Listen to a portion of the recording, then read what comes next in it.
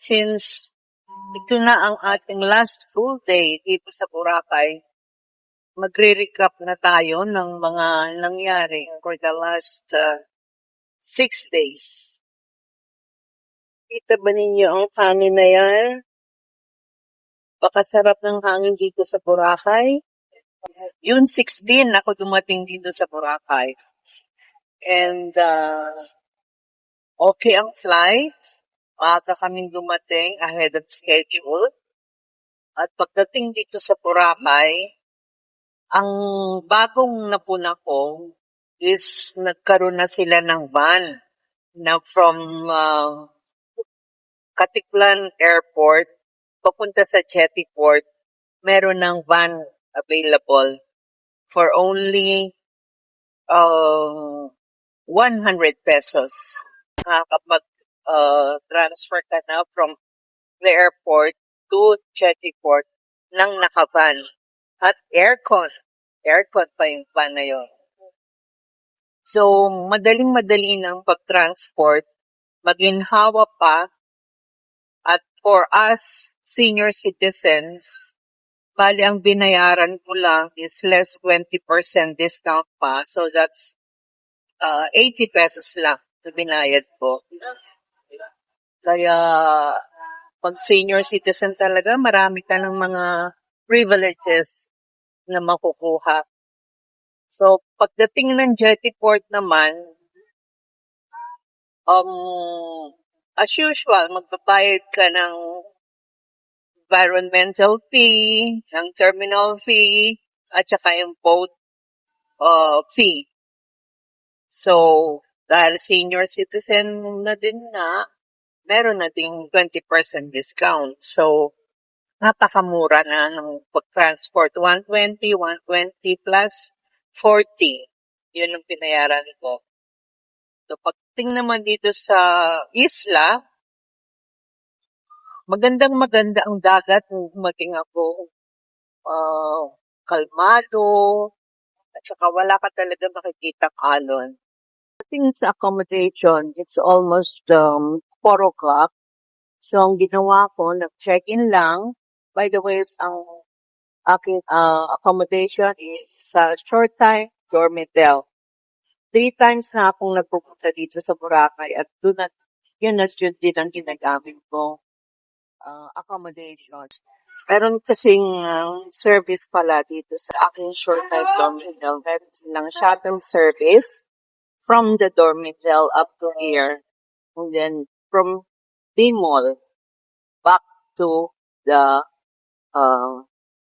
hotel. Kaya walang problema kung masusundan na yung schedule ng kanilang service. So, what I did was, since nakaalis na yung service, nung dumating ako, nagpa-schedule na lang ako, sumama na lang ako sa pick-up. 7:30 pick-up from Timor up to the hotel. So, yun na lang ang kinuha ko para makalibre din sa sakay. And then, so na-witness ko nga yung sunset at ito yung sunset. Napakaganda nung first day na nagpunta ko rito. And then, nung second day naman, ang aking pinuntahan is the Keyhole. Keyhole, nag-Coho lang ako. Kumuha ako ng 3-day pass sa Coho. Bali, unlimited rides na yon. Actually, it's 450 pag may card ka na. Pag wala kang card, is 500. So, since may card na ako, 450 na lang dapat. Pero dahil senior citizen nga, may discount pa din. Pa-discount pa rin ako ng 90 pesos. Kaya 360 pesos ang aking binayaran for the whole 3-day non-stop na sakay sa Coho. Up, on, up, off ang tawag doon. So, napunta ako sa Keyhole, and then after the Keyhole, ito nga pala yung aking picture sa Keyhole. nagpakuha rin ako sa mga photographers din natin kasi magaganda rin naman yung kuha nila. At saka tulong na rin sa mga lokal yung kikitain nila sa pagkuha ng pictures. And then from the keyhole, nagantay ulit ako ng hop on, hop off. Pumunta naman ako ng Puka Beach. At iba naman ang charm ng Puka Beach. Kung ang White Beach ay napaka-powdery, soft ng sand, doon naman, kasi mga crushed shells ang nandun. So, talagang medyo matatalas. Kaya ingat-ingat sa paglalakad sa Puka Beach at sa paglangoy-langoy doon kasi malakas din ang current. Yung underwater current na tinatawag, malakas doon sa Puka Beach. Kaya konti lang ang nagsiswimming doon. Hindi gaano. Hindi katulad dito sa White Beach na napaka-kalmado lang at ang sand is very, very fine and very, very soft kahit na nandun ka na sa dagat. Then, on my third day naman, ang pinasyalan ko is the Diniwid Beach. Kung ginawa ko, naglakad lang ako from dito sa White Beach, papunta sa Diniwid Beach, gamit yung shortcut. Merong pathway na dadaanan. Safe naman kasi merong lupit na hahawakan pag dadaan ka doon sa pathway na yon. At yun, dire-diretso na papunta sa Diniwid Beach. At iba naman din ang Diniwid Beach. Ibang may mga rock formation naman doon, katulad nitong mga nakikita ninyo dito. May mga rock formation, kaya maganda rin mag-picture-picture. Pero sa ilalim naman ng dagat, is meron din mga malalaking bato. Kaya ang dapat doon is naka-aqua shoes ka talaga para hindi ka masaktan yung sa mga bato sa ilalim ng dagat. Pero yung tubig niya is pareho lang ng White Beach kasi magkahilera lang naman sila. Isang side lang sila ng Boracay. Kaya magkapareho lang sila ng dagat. Although dito sa White Beach is fine ang sand kahit ano sa ilalim ng dagat, fine pa rin ang sand. Yun naman sa Diniwid Beach ay may rocky. Rocky yung portion na napuntahan ko. May mga rocks sa ilalim ng dagat. Kaya pag wala kang gamit na aqua shoes, ay malamang masugatan ka pag nandito ka sa Diniwid Beach. Kaya for your own safety, dapat meron kang safety shoes, kaya yung diving socks, diver socks, para protektado ang iyong paa. Pinasyalan ko nga rin pala ang Bulabog Beach. Ang Bulabog Beach naman is sa other side ng White Beach. Kaya kung tahimik dito, kung kalmado ang tubig dito sa White Beach, doon sa Bulabog Beach is maalot kasi ando naman siya sa kabilang side. Ngayon, ang mga activities naman doon is the, ano bang tawag doon? Yung kite, parang kite surfing. Wala pa anong term doon. Pero yun ang mga nakikita kong activity doon. Ito nga pala yung aking pictures din nung ako ay nasa Bulabog Beach. Andun pa rin yung leaning coconut tree na very, very popular sa mga tourists. And then, on my 5th day, meron akong bagong beach na napuntahan dito sa Boracay, and it's called Ilig-Iligan Beach. Ito siya, Ilig-Iligan Beach. Ibang-iba rin ang kanyang charisma. Sa mga bawat lugar dito, bawat beach na puntahan mo dito sa Boracay, iba't iba ang kanilang charisma, iba't iba ang kanilang beauty na ibinibigay. Ang Iligan Beach naman is somewhere sa kabilang side ng White Beach. Napakaganda naman po. So para kang nasa isang remote area. Wala kasi siyang bahay. Parang all nature. Puno, bato, dagat, bundok. Yun ang makikita mo doon. At saka ang isang maganda doon dahil nga walang bahay sa paligid.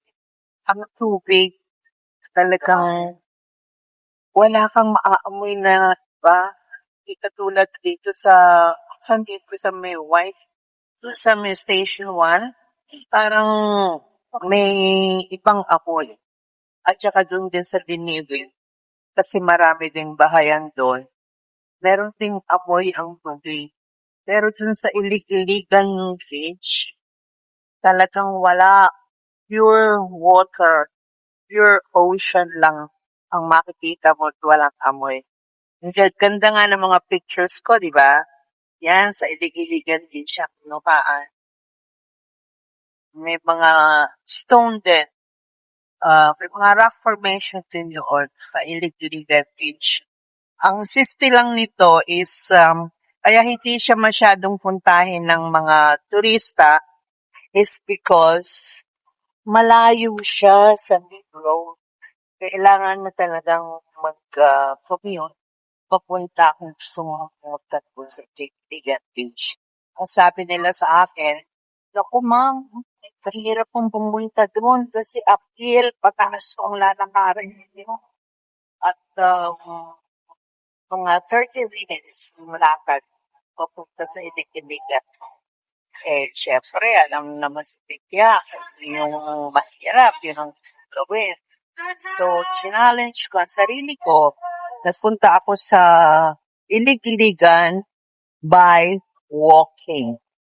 Totoo nga naman, talagang uphill, pataas talaga siya. At sa nagkaterbang hingal ang nangyari sa akin.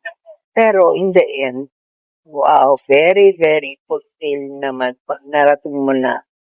At sabi ko na nga ba walang inaayawan si Tikya. Pag ginusto ni Tikya, talagang gagawin niya. So yan, nakarating ako doon. Naglangoy-langoy. Talagang na-enjoy ko yung buong araw. Kamak mo mula umaga hanggang hapon ako nando. Ang baon ko lang is puto. Bumili ako ng puto sa T-Mall bago ako sumakay ng papuntang crossing. Doon silang ibababa ng Opot sa may crossing. And maglalakad ka na, kung gusto mo maglakad, mula doon sa crossing hanggang sa Iligan Beach. Meron din namang mga sasakyan, mga kapal. Kaya nung pauwi na, para naman hindi na ako pagpawisan, naghabal na ako. Dahil 50 pesos lang naman ang bayad. Tulong mo na rin yun doon sa mga lokal na naghahanap buhay. And kahapon, on my 6th day, talagang sabi ko, hindi na muna ako lulutong sa dagat. Ang ginawa ko para hindi mangyaring makalusong sa dagat ay nagpalda na lang ako. Hindi na ako nag-swimsuit para talagang hindi ako makakalusong sa dagat. Kasi kung hindi, nako, hindi mo talaga maiiwasan lumutong sa dagat pag nakita mo na dagat ng Boracay. And now, today is my 7th day. Kaya sinusulit ko na ang paglusong kahit na hindi na makita. Wala nang puting na itago sa akin. Talagang kailangang sulitin na to kasi tomorrow, ay nako, babalik na naman sa mundong magulo. Katulad dito na napakatahimik, napakasarap tumambay sa harapan ng dagat. Babalik na naman sa init ng Manila. June 22, talagang napakaalon. Kasi malakas ang hangin at buti nga hindi na yata dumaan yung LPA na sinasabi nila. Kasi kung hindi, bagyo ang aabuti namin dito sa Boracay. And then, kaya kayo, yung mga senior dyan na gustong mag-travel at kaya pa naman ninyo, simulan nyo ng magplano kasi talaga namang hindi kayo magsisisi pag nagpunta kayo dito sa Boracay. Napakaganda, maaliwalas, masarap ang hangin, at talagang may enjoy mo ang dagat. Kung dagat lover ka, At saka ako nga pala, siguro kaya ako masyadong na-enjoy ang stay ko dito is dahil nga ako ay solo traveler, kaya wala akong iintindihin. Sarili ko lang. Wala akong iintindihin na baka napaghabol na yung kasama ko, baka nagugutom na yung mga yun, o baka naman ayaw nila dun sa kinakainan ko. Di ba? Kaya yun ang ganda ng pag-travel ng solo. Kasi mamamanage mo ng gusto ang iyong oras at pati na rin ang iyong bulsa. Kasi nga, kung anong gusto mong kainin, yun lang ang kakainin mo. Di ka mag-aalangan na baka ayaw ng kasama mo yung kinakain mo. Di ba? So, tara na. Ano pa inaantay? Tara na. Na dito sa Boracay para ma-enjoy naman ninyo ang Boracay while you can. Yan, mapapatawad ba ninyo ang sarili niyo pag hindi ninyo napuntahan islang ito. Yan. Okay, so this is it. Everything has come to an end. So by tomorrow, maaga akong pupunta ng airport kasi 9 o'clock ang aking flight. So, dapat mga 7 or 6 nasa airport na ako. Kaya maaga ako mag-check out bukas. See you again sa next trip ko. Sana ay makapag-isip-isip kayo at mapuntahan din ninyo ang Boracay. Bye!